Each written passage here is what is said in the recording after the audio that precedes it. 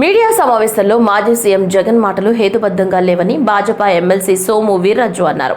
వడ్డీతో సహా చెల్లిస్తామంటూ పోలీసులు ప్రభుత్వాధికారులను బెదిరించడం ఏమాత్రం సరైంది కాదన్నారు. మనం ప్రజాస్వామ్య వ్యవస్థలో ఉన్నామన్న విషయాన్ని మర్చిపోయి జగన్ ఇష్టానుసారం మాట్లాడుతున్నారని మండిపడ్డారు.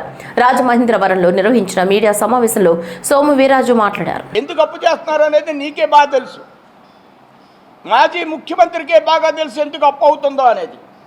అప్పు చేస్తున్నారు. అప్పు చేయకపోతే నీ పెన్షన్ 2000 ఎవరమ్మన్నారు? 2000 నుంచి 3000 అన్నావు. 3000 ఒకేసారి ఇచ్చారా మీరు?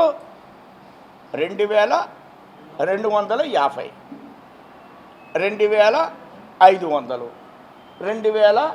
2750, 3000. మరి మీరెందుకు సర్దుకున్నారు? సర్దుకున్న అప్పే. ఒక పేద రాష్ట్రం బీహార్లో 400 పెన్షన్, ఆడ కూడా మన మార్గదర్శకం వస్తే 1100 అయింది. ఇప్పుడు పేద రాష్ట్రం, బడుగు బలహీన వర్గాల రాష్ట్రాలు, మనకి 4000. ఎందుకు వస్తున్నాయి ఇవి? అప్పులు చేయకపోతే ఏమవుతుంది? నిన్నే నేను ప్రశ్నిస్తున్నా. మాజీ ముఖ్యమంత్రి, నువ్వు 2000 ఎందుకు చేసావు? 3000 దాకా ఎందుకు తీసుకొచ్చావు? 4000 అయింది, నువ్వు 3000 ఉన్నప్పుడు అప్పు చేసావా లేదా? అప్పులకు రోజు బొగ్గన్న ఢిల్లీలో ఉండేవారా లేదా? ఆ వేళ కూడా ప్రభుత్వం అప్పించింది, కానీ మీకోసం కాదు, ప్రజల కోసం ప్రభుత్వాలు నడవాలి.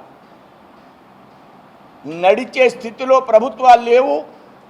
ఇందులో అభివృద్ధి చేస్తుంది కూటమి ప్రభుత్వం, ఇందులో క్యాపిటల్ కడుతుంది కూటమి ప్రభుత్వం, ఇందులో పోలవరాన్ని సజావుగా పూర్తి చేస్తుంది, ఇందులో స్టీల్ ప్లాంట్ని నవనిర్మాణం చేస్తుంది,